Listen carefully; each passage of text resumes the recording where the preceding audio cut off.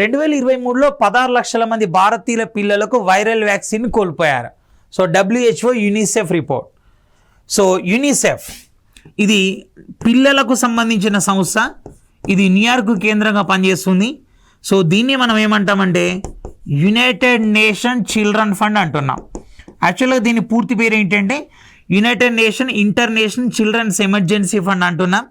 So కానీ సింపుల్గా దీన్ని United Nation Children Fund so అని కూడా పిలవచ్చు. సో ఇది న్యూయార్క్లో ఉంది. దీని ప్రధాన కార్యాలయం వచ్చేసి ప్రస్తుతం దీని డైరెక్టర్గా క్యాథరిన్ ఎం రసెల్ పనిచేస్తున్నారు.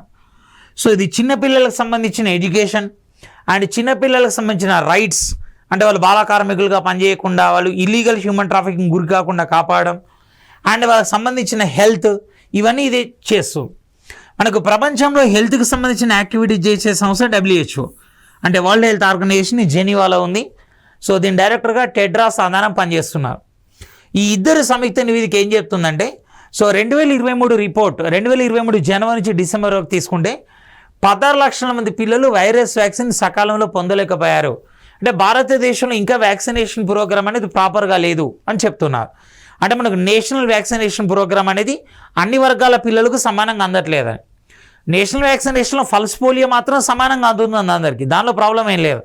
కానీ ఇతర వ్యాక్సిన్లు వచ్చేప్పటికి మాత్రం సో పోలియో వ్యాక్సిన్కు ఉన్నంత ప్రజాదరణ అండ్ పాపులారిటీ దానికి లేదు. అండ్ ప్రభుత్వాలు కూడా మిగతా వ్యాక్సిన్ అందించడంలో అంత ఉత్సాహం చూపించట్లేదు అని నివేదిక సారాంశం.